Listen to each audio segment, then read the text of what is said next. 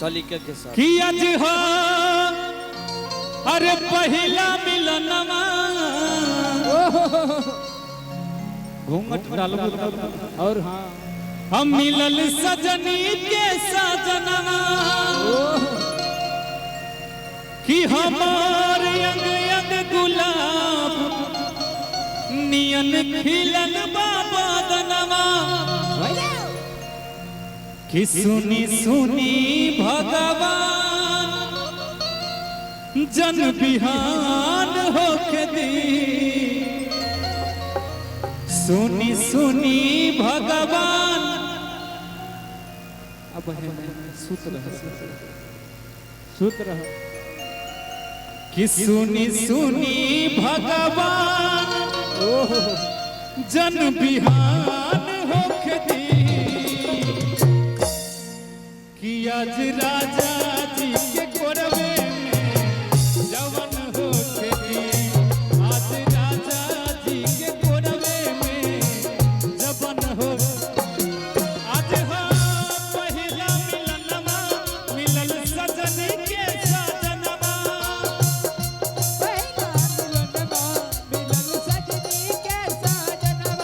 हमार अंग अंग गुलाब नियन खिलल बाबा दनवा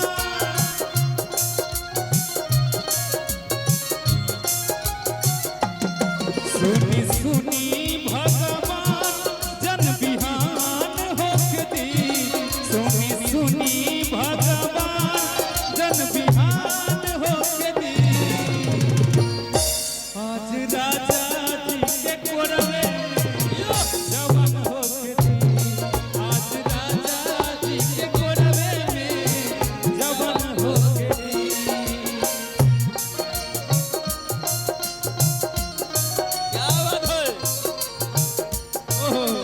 जिया जिया हो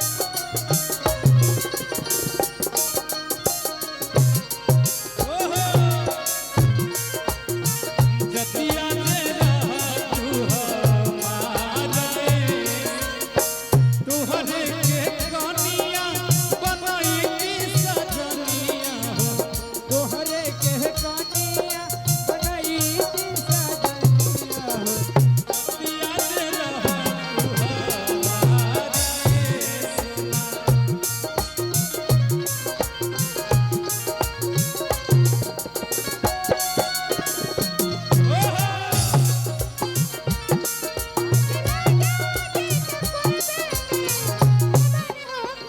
और कहेंगे हाँ ठीक ठीक राजा जी के ओठवा से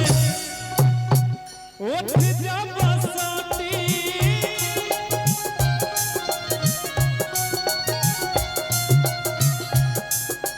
ये हमारे कैमरा मैन भैया के चैनल वाला भैया के फरमाइश पर अब बड़ा सुंदर ई सब माटी के गीत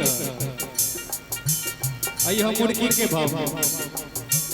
राजा जी के ओठवा से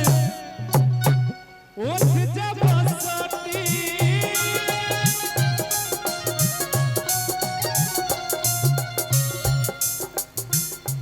अंग अंग भुलाई हमन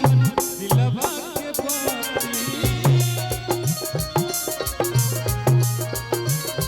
अंग अंग खिलाई हमन दिलवा के बाती कि आज भर और लब के दरिया में हे राजा कि आज भर लब के दरिया में निहाल होके दी आज भर लब के दरिया में निहाल होके दी कि आज राजा जी के कोरवे में जवन होके दी आज राजा जी के कोरवे में जवन होके दी ओहो कहने दो आज तुमसे कहना है कहने दो मेरा दिल तेरे पास रहने दो मेरा दिल तेरे पास रहने दो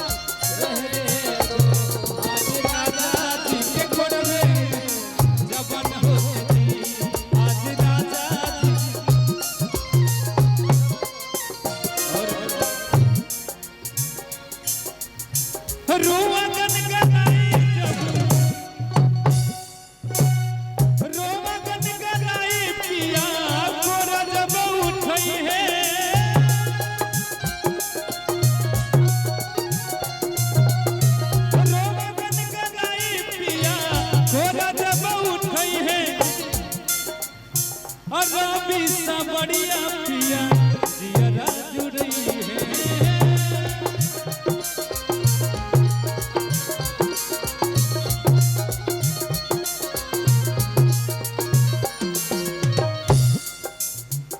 कि आज भर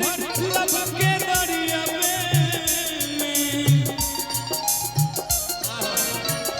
कि आज भर लब के दरिया में निहाल होती। आज राजा जी के कोरबे में जवन होती। आज राजा जी के कोरबे में जवन होती। आज हो पहला मिलनवा मिलन सजनी के सजनवा।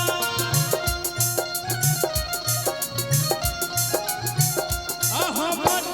अंग अंग गुलाब नियन खिलल बा बदनवा। हे भगवान